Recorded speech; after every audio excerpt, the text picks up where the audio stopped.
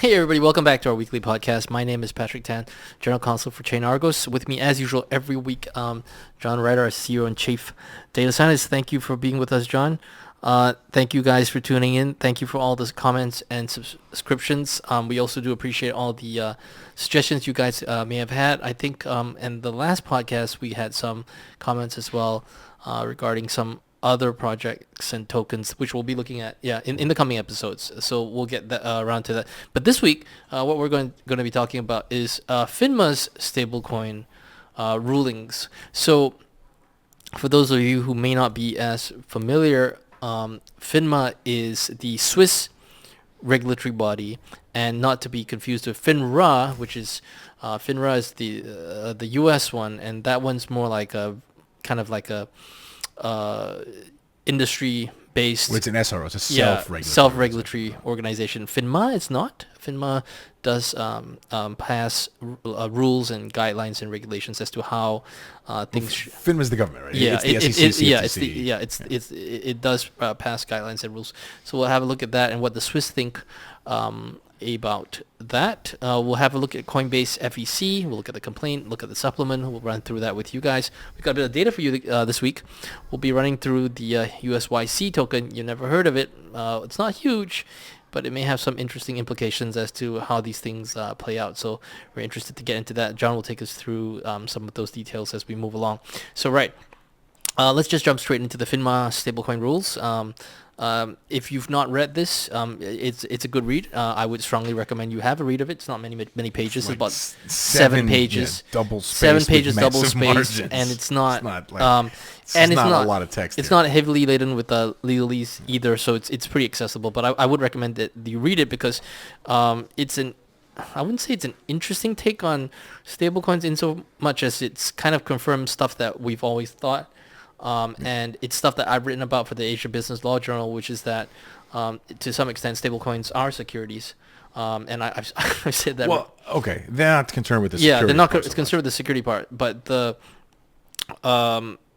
but insofar as the requirements for knowing the UBOs of who holds sorry to use jargon. UBO means ultimate beneficial owner of the stablecoin and who it passes on to and stuff like that, which I've written about as well.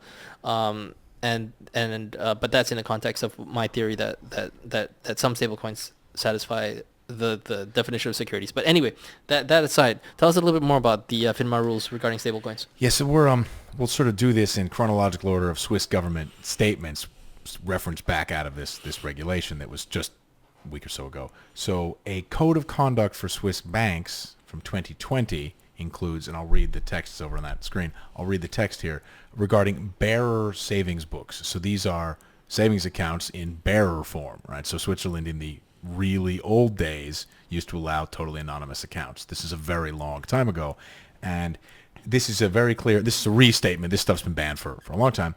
No new bearer savings books may be opened. Existing bearer savings books must be canceled the first time they are physically presented.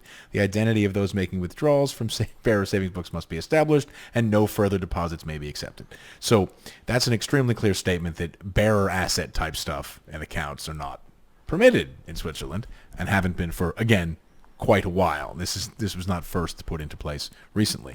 So a bearer asset, just in case you're not familiar with what that is, and I wouldn't blame you if you didn't know what that is, because in most jurisdictions they've been banned for a while. All this crypto stuff is about how all these assets are bearer assets. People use that phrase. Yeah. So a bearer asset is basically, instead of like having a central register as to who owns what, you hold it. You own it. Yeah. So like in the old days, you to a lesser extent now in some jurisdictions where you could have shares in a company and the company itself wouldn't keep a register of shareholders. Basically, you show up one day to the secretary, you show it, hey, look, I have the share certificate, company's mine. That's how you would get around it. But of course, that leads to a lot of problems, which chief of which is money laundering. So knowing that the Swiss have banned this for quite a while, there is a statement in these regulations that essentially means you have to have whitelisting for stablecoins. We tweeted part of this, but I'll just read you a sentence here. In order to address the risks and fulfill the requirements under anti-money laundering law, contractual and technology transfer restrictions are required for the issuance of stablecoins by supervised institutions. read the whole thing, but that's a clear statement that you need to find a way for your technology to ban transfers to people where you don't have the UBO information. And they specifically reference back to prior bans on bearer assets by saying, in its aforementioned report, the regulator, whatever, refers to aforementioned statements and assumes that the prohibition of bearer savings books pursuant to Article applies to transactions with stablecoins in a technology-neutral way. So it doesn't matter that you have some computer and some software here. The basic rule that when somebody shows up with a bearer book and says, give me the money, you have to cancel the book, find out who they are before you give them the money, and never allow anybody to put more money in that account. And the Swiss government has very clearly stated that those rules apply here. And later, they make some interesting comments regarding potential risks faced by banks that are banking stablecoin operators. So the connection here, generally the Swiss financial system, the depository part, tries to be very conservative and nobody has any credit problems. So you need to get banks to guarantee your liabilities in all kinds of places if you want to be a stablecoin operator without getting a banking license. So you have to at least convince a bank to sign up for liability if you have a problem. And I'll just read you two quick quotes from this one here. In the event of irregularities at the stablecoin issuer, the bank providing the default guarantee may suffer reputational damage due to its contractual relationship with the issuer and may also be exposed to legal risks. And then later on they say, in such cases, the legal and reputational risks would be compounded by high regulatory costs, particularly in order to comply with AMLA obligations, the anti-money laundering obligations. So they are saying that if you provide a guarantee to such an operator and there is a problem, they will not be very nice to you, right? They will sanction you very severely. The Swiss have a history. UBS had a lot of trouble post-2008, and the Swiss government solution to that was to give UBS a bunch of money on the condition that they essentially never blew up again and forced incredibly high capital requirements on UBS, and to some extent Credit Suisse, which still managed to screw up, which is why they just got crushed. So if some Swiss bank gets in trouble for this, and I'll read even an example of a problem they give. So you're the bank banking a stablecoin operator. There is a risk that dishonest stablecoin holders could assert their claims under the default guarantee against the bank and therefore cause anti-money laundering problems if those aren't the correct people. Right? So they are being as clear as they can that none of this kind of anonymous bearer asset stuff is acceptable for Swiss financials to deal with. It remains unclear if a Swiss financial would be able to deal with a product that allowed anonymous bearer ownership in another jurisdiction if it had secured a license in that jurisdiction. One would imagine that regulators' attitudes towards bearer assets are all basically the same. Yeah. Spoiler alert, they are all basically the same. Yeah. And that this is the beginning of a wave of people starting to get rid of this stuff. Parts of the U.S. have explicit bans on these things because of historical problems. In fact, the U.S. and the West, Wyoming, Idaho, and Colorado, all have a history of issues and explicit bans on bearer securities and bearer asset stuff. So I would expect to see relatively similar legal frameworks coming out over time. As we've referenced repeatedly, no one's ever clearly stated that what USDC is doing is okay. All of these stable coins, right? Nobody's ever said that these things are okay. We're not picking on USDC. This is a general issue. And if it turns out that it isn't really okay, and that's eased in over time, there'll be more and more squeezing around this lack of UBO knowledge and general onboarding. So again, they've clearly stated only KYCing people who deposit and withdraw fiat and then allowing them to transfer out in the on chain however they want. They've explicitly stated that that is not acceptable, and that every time there is uncertainty as to who owns the asset, they need to redo the KYC AML UBO procedure. That's not optional. I mean, like TLDR, I recall I spoke to somebody once at one of those conferences and seminars, and I was like, okay, so the KYC process, as far as you're concerned, is that you KYC the guy when he mints the stablecoin, he deposits cash, you give him the stablecoin. Then when he moves that along, oh, sorry, that's not our problem. So Well, what the Swiss are saying is that is your problem. What they're saying is quite literally, the stablecoin issuer is therefore considered a financial intermediary for the purposes of anti-money laundering legislation and must, among other things, verify the identity of the stablecoin holder as the customer in accordance with applicable obligations. If doubt arises in the course of the business relationship, you just described. Yeah. As to the identity of the customer or the beneficial owner, the verification of identity or establishment of identity must be repeated. Yeah, so which is why That's clear. It's a bit verbose, but yeah, it's clear. but it's clear. I mean, which is why I found it surprising because that person was the chief compliance or chief legal or something like that for one of these outfits. I'm not going to mention which one. And I thought that was like, I said, yeah, but how do you know who that passes on to? Oh, we don't have to know. Okay. I mean, I didn't. I mean, if you can get away with that gray area and earn interest on the float for a couple of years, that is a reasonable business. Have a good time. And Yeah. I've never really had a problem with that. My concern is people deciding this is a long-term functional solution and then investing a bunch of money on the long tail of decades of harvesting that. I mean, I've publicly stated many times, I think the reason Circle can't actually IPO at the type of level it wants is a mixture of people don't think they're going to get to keep all the interest forever. Yeah. And people don't really believe they're going to get away with this forever. And while they may not get in legal trouble, they'll at least get told to stop. Yes. Right. I think that's fair. I mean, they've been hanging around for a while, and The getting's good, but don't annualize for decades. like maybe not assume this that the income. going would keep going indefinitely, because I've always wondered how it's possible for you to, because I mean the simplest easy way to think about this is like, then somebody who could act as good as a money mule, because essentially what they would do is they would be the ones who do the front KYC and the AML stuff like that. They provide a legitimate front. They get the coins for you. Then the coins go out and they do all manner of stuff.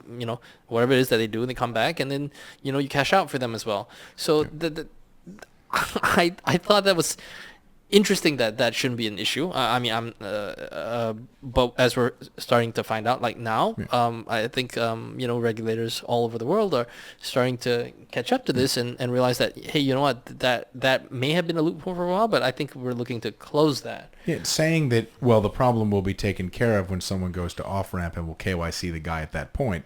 People aren't actually willing to lean that hard on the reliability of that tracing process at that future point, at that offshore bank on a small island that, we don't quite know which one it is yet. People aren't comfortable relying on that, and they're stating pretty clearly that that's not the way this is going to fly. Also, I think that, even, okay, let's say, for instance, you mint 100 grand, but the amount, depending on the velocity of those tokens, that could be responsible for a huge amount of transaction volume, because it's not a function of the quantum, but how often it gets changes hands, and who knows what that could facilitate. So I'm not surprised at all. Switzerland coming out in front is, I mean, I guess that kind of undermines that story, like, Switzerland's it's the European Cayman Islands equivalent and stuff like that. I've heard. No, I don't think so. The Cayman Islands also has reasonable AML KYC. Exactly, and that is also true. Like none of these jurisdictions are really what people reading a Hardy Boys or a Agatha Christie novel like would have thought of. Bearer bonds from Agatha Christie books that stuff's been banned for a very long time. It's interesting though, because from the conversations I've had, people seem to think that that's where, I mean, that's kind of like watching Star Trek for technical information. It's because they don't know anything about finance, so they watch the science fiction movies. And I mean, that's true. People think the way the financing works in the Jason Bourne movies is the way banks. What's the It doesn't matter. There's many examples of funny movies. Wolf of Wall Street. That's all the finance Clive knowledge. Owen's in some ridiculous thing about a bank that's doing money. Whatever. The Godfather 3 is about money laundering as well. So whatever. I guess. Yeah. Okay. I can take that. So Godfather, I think 2 and 3. Well, maybe. Okay. Anyway, sorry. Next. So, switching gears now, we'll talk about Coinbase FEC. John, you want to take us through that? Yeah. So this is an interesting one. So Molly White reported that Coinbase had made 2 political contributions, one to a crypto advocacy political action committee, and one to, I think it's the Republican general campaign, congressional campaign. It has a name. Yes, it's a name. When you hear that name, you'll know. It's the main Republican congressional support, whatever thing. Within some time bound. Congressional Leadership Fund. Congressional Leadership Fund. Okay, that's the thing that supports Republican House members. Within some time period, when because of engagements they have with the U.S. federal government as a contractor or service provider, whatever, that they were barred from making contributions. So there are a lot of detailed legal questions here. We've talked repeatedly on this podcast now about election-related stuff and how complicated these things are. We are not U.S. federal election law experts we can read. And more than anything else, I think this highlights that these issues are contentious. And if you have a large number of people who are used to the move fast and break things attitude making a large number of contributions, the idea that there will never be any trouble is absurd. I'm not saying in this case who's right or wrong, but if you're spraying tens of millions of dollars to a lot of organizations in different ways, there are going to be problems. That is expected, and there isn't really anything wrong with that. In this particular case, there seems to be a dispute over whether Coinbase is being paid, by a congressional appropriation as opposed to seized assets, which don't count. Very U.S. in the weeds, detailed stuff. We're not going to opine on who we think is right and who we think is wrong there. It seems to me that Coinbase's argument is a little bit weak. I think you agree with that assessment, but we're not election law, campaign contribution experts. We will note that there are many campaign contribution experts out there, and those people do not want their business disrupted by people who don't follow the rules properly. I repeated that. So I suspect that she, I believe, and some public transparency advocacy group whose name I don't recall, Public Citizen, Washington, D.C., they're on 20th Street, so okay, that's whatever. Some advocacy group in Washington, D.C. have submitted an FEC complaint, and the FEC has some relatively accelerated timetable under which they have to make a decision if this looks like it's worth investigating and ask for feedback. The rest of it, this stuff tends to be set up to be decided relatively quickly because the election cycle in the U.S. minimum representatives is every 2 years. So you can't have 14-year constant appeal legal proceedings and expect to really get anywhere on basic election violations. It seems like there's at least a case here that there might be a problem, and very unlikely the FEC will come back with nothing to see here, moving on. Right? So then you'll have a bunch of legal wrangling back and forth. But these are areas that securities lawyers generally know nothing about. I will say, we don't normally single out individuals here on that side, but I am astonished that Coinbase's chief legal officer, who presumably is a markets specialist, is opining in public on federal election law when there are plenty of people who specialize in that one, and they are different people. So I think it will be interesting. We will know that management at Coinbase, assuming the FEC proceed, we will know that management at Coinbase has decided to take this as a serious problem when someone who specializes in election law begins being their spokesperson in this area. If, on the other hand, this disappears and there's nothing really wrong, okay, maybe they do have a team of election lawyers in the back who have been putting everything together very carefully. They have a proper brief and it's all good. It didn't seem from the tone of the conversation where the journalist and whatever organization that was reporting and supporting this were being attacked as opposed to the allegations that that's what was going on. But it'll be interesting to watch, and this is not going to be the only such incident. Because again, Coinbase is a large, listed U.S. company. They are going to be somewhere on the reasonably careful end of these things. The number of people donating to these political action committees. If you're some VC that's never had to do anything in public before, you don't have election lawyers for your...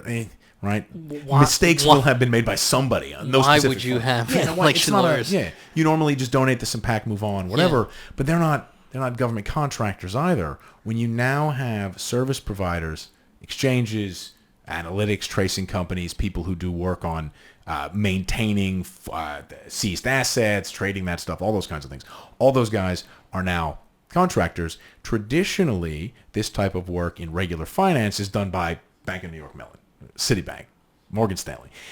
They've got every possible kind of lawyers. You can argue that's a friction, in cost in traditional finance. But, those are organizations that are far more used to it, whereas 8 dudes that are running an OTC operation that are now managing custody for some state, whatever, seized asset fund, the idea that none of those organizations has done something wrong is absurd. Right? It's absurd. And again, the donation to the Fair Shake, the crypto-related one, I think there are a lot of contributors there, and those are likely to be some of the people who've accidentally or otherwise made errors. The fact that the Congressional Leadership Fund, the lawyers on that side are pretty serious. That's a thing where the board consists almost entirely of current or former Republican members of the House of Representatives. They're not going to want a problem, right? So if these guys have been donating to old school, traditional sorts of political action committees, it'll be very interesting because those people are not going to defend these kinds of mistakes. They're going to say, apologize now, we're returning your money. And mind you, this stuff is complex. Like all this, like electoral laws and the electoral contributions and what you can and can't do, and how you can it's do a it. mess that nobody is defending as good. It is But- extremely complicated. Which not to say that because it's complicated, therefore they'll get off with it. You got to pay a bunch of lawyers in Washington, D.C. to do it correctly. You can argue that is unfair, unreasonable, arguably unconstitutional, some people would say, and just a tax on the American public that these lawyers have to get paid to do this compliance. But as the system stands, you need to do that. Which is why I'm inclined to take the view that there's a good chance that this wasn't done correctly. I agree with that, and I think there's a 100% chance that somebody that everybody's heard of in the space made a mistake somewhere, given the volume of organizations, contributions, and whatever. It's big and it's messy, but whatever. Martha Stewart got in trouble for insider trading. People make mistakes. People make mistakes. So I thought it was interesting, though, knowing that the statistical probability of having made a mistake is somewhat high. We make mistakes as well. From time to time, and we apologize for those mistakes. Political contribution mistakes, maybe not. Well, we don't make political contribution mistakes, but I was a little bit surprised to see that the Coinbase's GC would double down. Yeah. I do not profess to be an expert on. I'm no Jane Goodall. I don't know apes, so I'm not gonna sit here and opine about them as if I am an expert.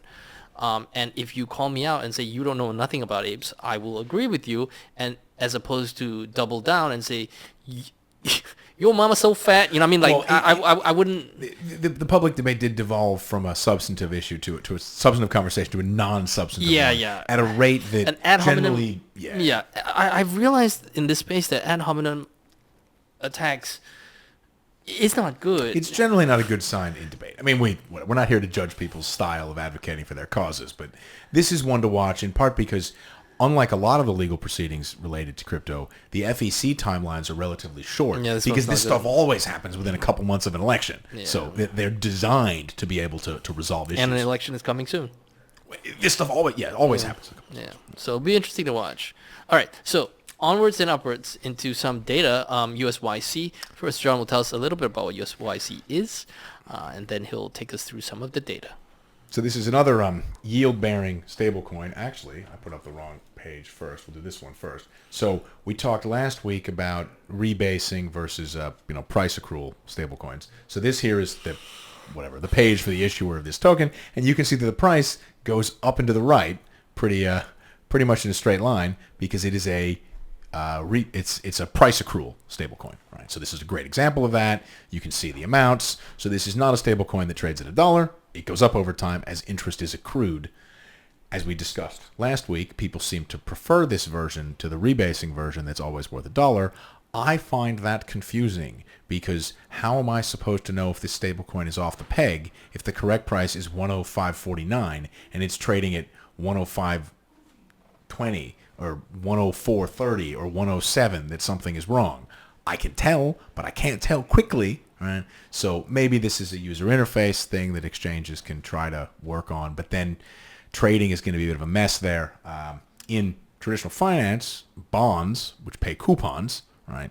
They trade on, there's a thing called a clean price and a thing called a dirty price. The idea is if this bond pays a 5% coupon tomorrow, right, I basically need, if I sell it to you, you got to pay me out of the last whatever number of days of accrued interest of that 5%, and you're only getting the remaining stub days worth of that coupon. So the price that you pay for these things goes up in a sort of sawtooth kind of fashion over time until the coupons come through. But people trade on clean prices that ignore that, and it's just all sort of calculated somewhere else. Here you're being forced to stare at the difference, and I don't know why anyone wants to do that.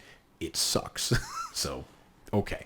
Now, so that's a bit on the price. So this here, as we've looked at before, these are monthly volumes for this token. We can see that this token has some use, not a huge amount, and it's pretty bursty, right? So it was used in October, and then some June and July action, but not a huge amount, right? Okay, this is not tremendous velocity either for something that had, like 100 and something million outstanding. So you've got that much and that much total. And we look here at senders and receivers. You can see again that here's a longer tail than last week of people who are at senders and receivers But again, the vast majority of the action is concentrated in a couple of addresses up here at the top. Right? So this is not a widely used product. It's used. It's not a widely used product. Similarly, if we look, this is minting as opposed to volume. You may think it's the same. And that's because, yeah, October, June, July is all the minting. All the minting corresponds to all the volume. And as we saw that the senders and receivers, very small number of users, if we just go here to Etherscan and look at the largest holders, the vast majority of the tokens held by one address. And this is related to some yield, whatever thing. So it looks as though this product, yet again, is essentially a ending up in practice as a very small number of people using a single yield service to earn on their dollars. And there's no actual economic activity, transactions going on. It's just putting stuff on chain for the purposes of putting it on chain. So you're not doing a whole bunch of efficient commerce here. You'll note that no major exchanges are listed on the largest senders and receivers, no commerce services, nothing like that. It could be that our tagging isn't perfect. At the same time, it's pretty likely, since nobody's heard of this token before, it's not much commerce going on. And then if we go look at the way this thing works, which is interesting, it charges a fee of 10% of yield. So I expect that if there's mainly a handful of users putting the money in a single place with a high fee, that this is actually the people behind the protocol probably just putting some seed money in. Because no one pays 10% performance fee on a money market fund. That's just not the way the world works.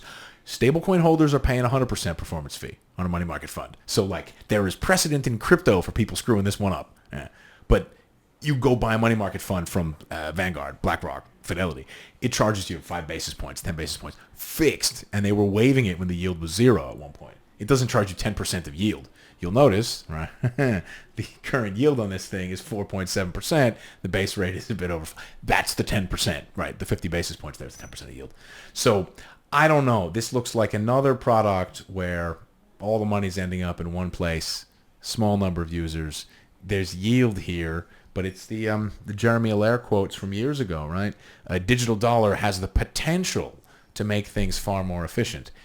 And it might well have the potential to, but we're still struggling to find a thing that actually does, right? I mean, it's a simple product. All they do, just look at their own documentation here. All they do is they stick the money in Bank of New York Mellon, standard custodian, earn the yield, charge a fee, run some stuff, and there you go. And it's not going anywhere. It's been around for a while. We look at monthly volumes. It's not a new product. Maybe somebody will find a great use for this. I don't know. But it's not. It's another case where the product's been built.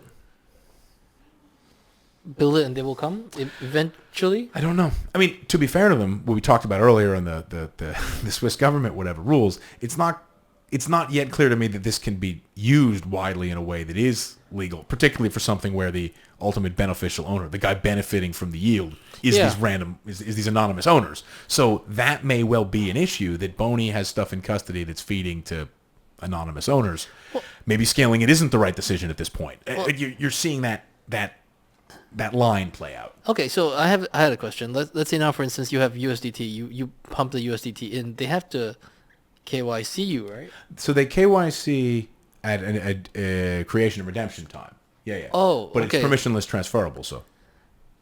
Oh. All right. On that note. Yeah, no, I mean, that's the issue, right? So it's still not clear what. Now, these guys, because they're highly regulated, are likely to not redeem tokens that came out of Tornado Cash, right? So fair enough. Yeah. I'm not suggesting that these guys are doing anything wrong. I'm saying the expectation that they won't redeem tokens with a bad history is one possible reason that something like this isn't attracting widespread use. Right? Circle now isn't redeeming for questionable people. You know, lots of questionable people were Circle customers and have been shut down after the laws were they were banned. Whatever, that's happened over time, and the market cap of USDC has come down. Whereas Tether for a long time has been used by questionable people and redeemed in weird ways, and nobody really knows. This thing offers yield. It's very transparent. Seems well structured. Maybe I think the fee's a bit high, but it works, right? And it's not getting used. So this is maybe another piece of evidence that the idea that legitimate KYC will happen on the way out prevents people from intermediating or trading with it. On that note, thank you for watching. Thank you for listening. Thank you for tuning in. We will see you again next week.